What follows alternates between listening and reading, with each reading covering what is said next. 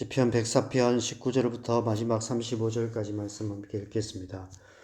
여호와께서 달로 절기를 정하시며 해는 그 지는 때를 알도다. 주께서 흑암을 지어 밤이 되게 하시니 삼림의 모든 짐승이 기어 나오나이다.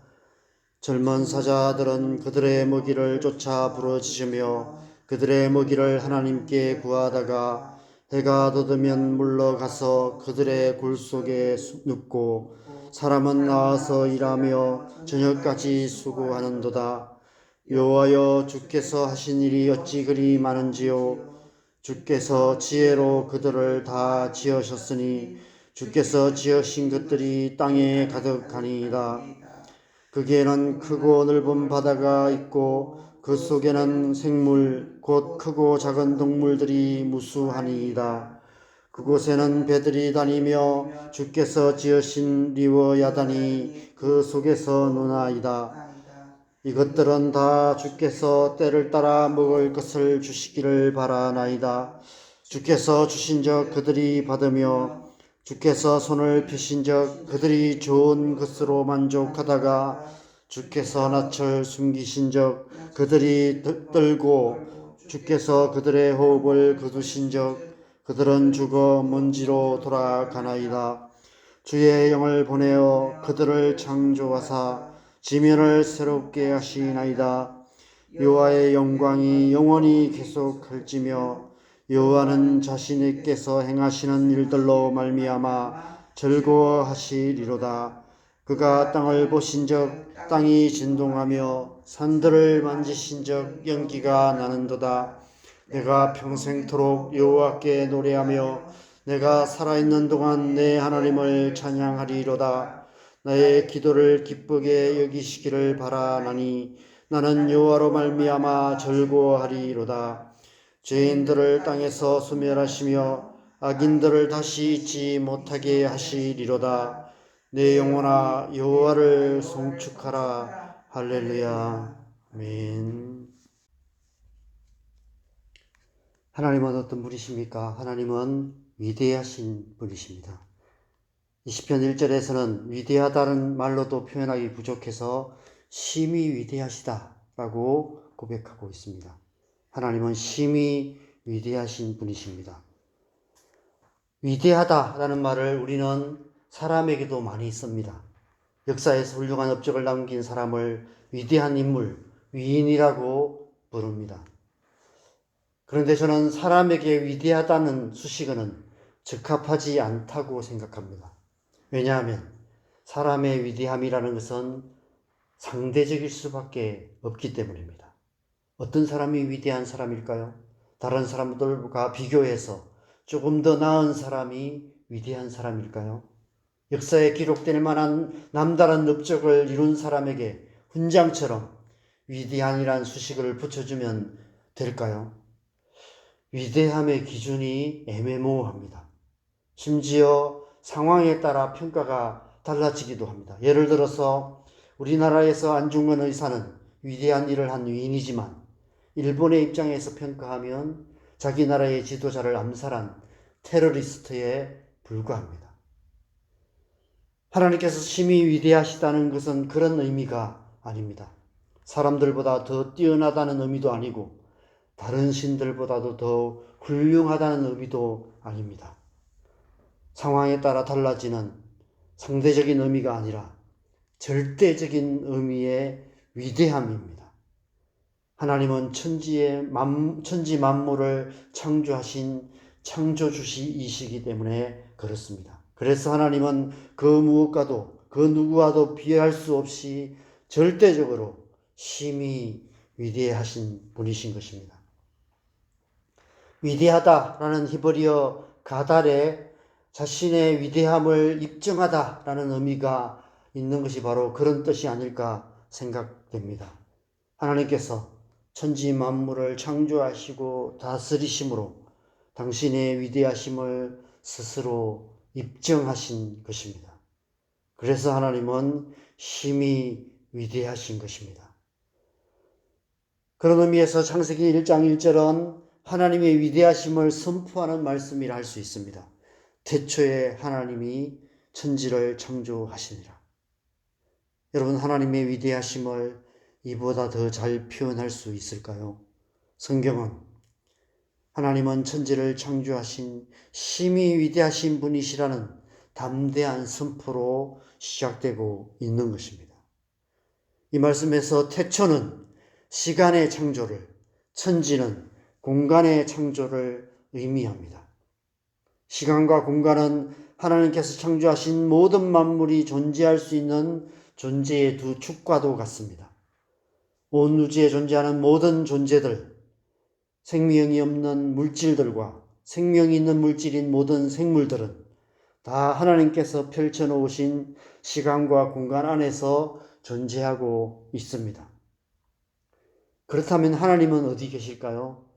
하나님은 시간과 공간을 초월하여 계십니다. 시간을 초월하여 계시기 때문에 하나님은 영원하신 분이시고, 공간을 초월하여 계시기 때문에 하나님은 무한하신 분이십니다.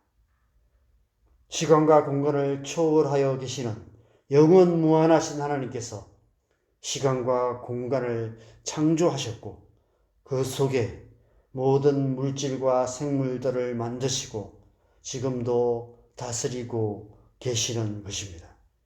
그래서 하나님은 심히 위대하신 분이신 것입니다.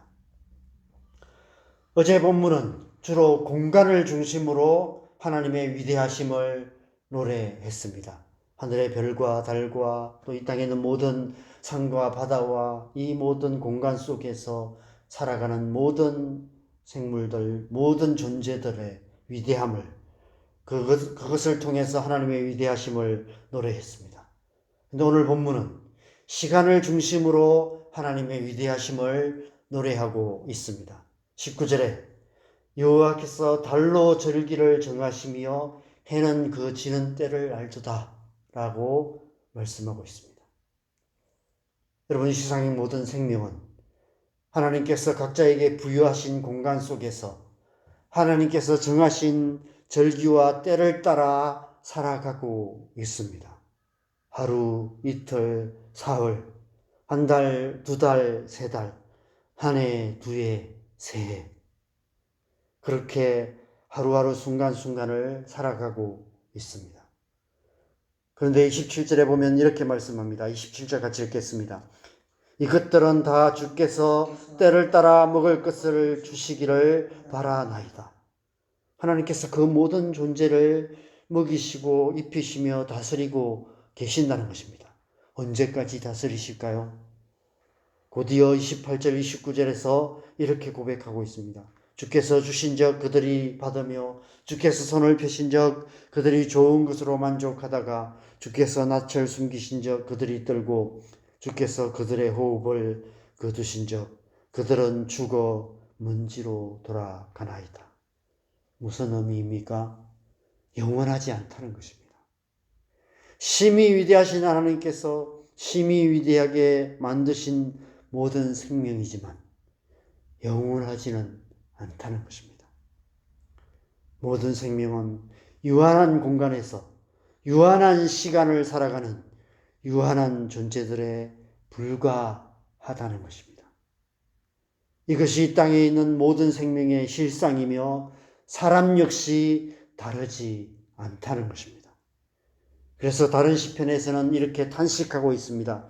시편 49편 12절에 보면 사람은 존귀하나 장구하지 못하며 멸망하는 짐승 같도다. 그럼에도 불구하고 오늘 본문 33절에서는 이렇게 노래하고 있습니다. 33절 같이 읽겠습니다. 내가 평생토록 여호와께 노래하며 내가 살아있는 동안 내 하나님을 찬양하리로다.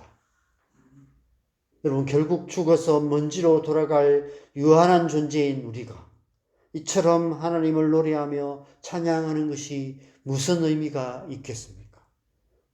어떻게 하나님을 찬양할 수 있을까요? 죽어 먼지로 돌아갈 수밖에 없는 우리인데 우리가 드리는 찬양이 하나님께 무슨 의미가 있겠습니까? 잠깐 이 땅에 사는 동안 이렇게 노래하고 찬양하다가 죽어서 먼지로 돌아가 끝나버린다면 우리가 드리는 찬양이 하나님께 어떤 의미가 있겠습니까? 이 시편 기자가 이 사실을 몰랐을까요? 그런데 어떻게 이 시편 기자는 이런 고백을 할 수 있었을까요? 그 이유가 되는 두 단어가 앞에 말씀에 나와 있습니다. 30절, 31절을 같이 읽겠습니다. 30절, 31절 같이 읽겠습니다. 주의 영을 보내어 그들을 창조하사 지면을 새롭게 하시나이다. 여호와의 영광이 영원히 계속할지며 여호와는 자신께서 행하시는 일들로 말미암아 즐거워하시리로다. 30절에 주의 영, 루아흐라는 단어와 31절에 영원, 올람이라는 단어가 기록되어 있습니다. 태초에 수면 위를 운행하셔서 만물을 창조하셨던 주의 영을 보내셔서 우리를 새롭게 창조하셔서 주의 영광이 우리 안에 영원히 계속되게 하실 것이다라고 말씀하고 계시는 것입니다. 그래서 평생도록 하나님을 노래하고 살아있는 동안 하나님을 찬양했다라고 고백하고 있는 것입니다. 그렇게 죽어서 끝날까요? 그 노래와 찬양이 영원히 계속될 것을 고백하고 있는 것입니다. 주의 영으로 우리를 새롭게 창조하시는 것을 우리는 다른 말로 구원이라고 부릅니다. 예수님께서 이 땅에 오신 이유가 바로 이 때문입니다. 모든 믿는 자들 안에 주의 영을 보내셔서 그 속에 영원한 생명을 새롭게 창조하셔서 우리 안에 하나님의 영광이 영원히 계속되게 하시기 위함인 것이죠. 고린도후서 5장 17절에 사도 바울이 이 사실을 이렇게 선포하고 있습니다. 그런즉 누구든지 그리스도 안에 있으면 새로운 피조물이라. 이전 것은 지나갔으니 보라 새 것이 되었도다. 예수 그리스도를 믿음으로 새로운 피조물이 되었다고 고백하고 있는 것입니다. 주의 영이 우리를 새롭게 창조하셔서 우리 안에 하나님의 영을 주시고 우리가 거듭나 영원한 생명을 얻게 되고 그래서 우리 안에 하나님의 영광이 영원히 계속되게 하셨다는 것입니다. 그래서 비록 우리의 육신은 언젠가는 죽어 먼지로 돌아갈 수밖에 없지만 우리 안에 새롭게 창조된 영혼은 영원히 하나님을 노래하며 찬양하게 된다는 것입니다. 그래서 이 시편 104편은 1절에 내 영혼아 여호와를 송축하라 라는 말로 시작해서 마지막 35절에 내 영혼아 여호와를 송축하라 할렐루야라고 라는 고백으로 끝이 나고 있는 것입니다. 우리 영원히 하나님을 찬양하게 될 것을 고백하며 노래하고 있는 것입니다. 그래서 하나님은 심히 위대하신 분이십니다. 하나님은 우리 안에 심히 위대한 일을 행하시는 심히 위대하신 분이신 것입니다. 누구든지 예수 그리스도를 믿으면 믿음으로 말미암아 심히 위대하신 하나님의 백성이 되는 것입니다. 그래서 영원히 하나님을 송축하게 되는 것입니다. 저와 여러분이 바로 그런 하나님의 백성인 줄 믿습니다. 우리가 예수님을 믿음으로 말미암아 하나님께서 우리 안에 심히 위대한 일을 행하셔서 우리가 거듭나 영원한 하나님의 백성이 되었습니다. 우리 안에 영원한 생명이 있기에 우리는 그 영원한 생명으로 영원히 하나님을 노래하고 하나님을 찬양하게 될 것입니다.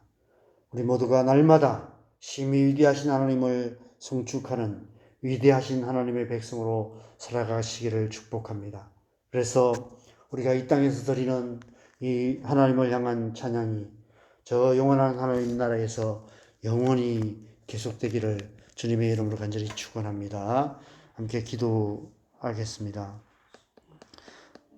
하나님께서 우리 안에 이미 위대한 일을 행하셨습니다. 우리가 예수 그리스도를 믿을 때 하나님의 영을 우리 안에 주셔서 우리를 거듭나게 하시고 우리 안에 그 영원한 하나님의 백성으로 살아가게 하셨습니다. 비록 우리의 육신은 언젠가 죽어 먼지가 되겠지만 우리 안에 주신 영원한 생명으로 말미암아 우리는 영원한 하나님 나라에서 영원히 하나님을 찬양하게 될 것입니다. 우리가 이 땅에서 드리는 하나님을 향한 노래와 찬양이 이 땅에서 끝나지 않고 영원히 계속될 줄 믿습니다. 그래서 여러분, 우리가 이 땅에서 하나님을 찬양하고 하나님을 노래하는 것이, 우리의 영혼으로 하나님을 성축하는 것이 천국을 살아가는 길인 줄 믿습니다. 오늘 하루도 우리가 어떤 상황 속에서도 하나님을 찬양하며 살아가는 천국의 삶을 살아감으로 말미암아 이 삶이 영원히 계속되는 영원한 천국을 살아가는 하나님의 백성으로 살아갈 수 있도록 오늘 하루 우리의 삶을 주님 앞에 드리며 함께 기도했으면 좋겠습니다. 기도하시겠습니다.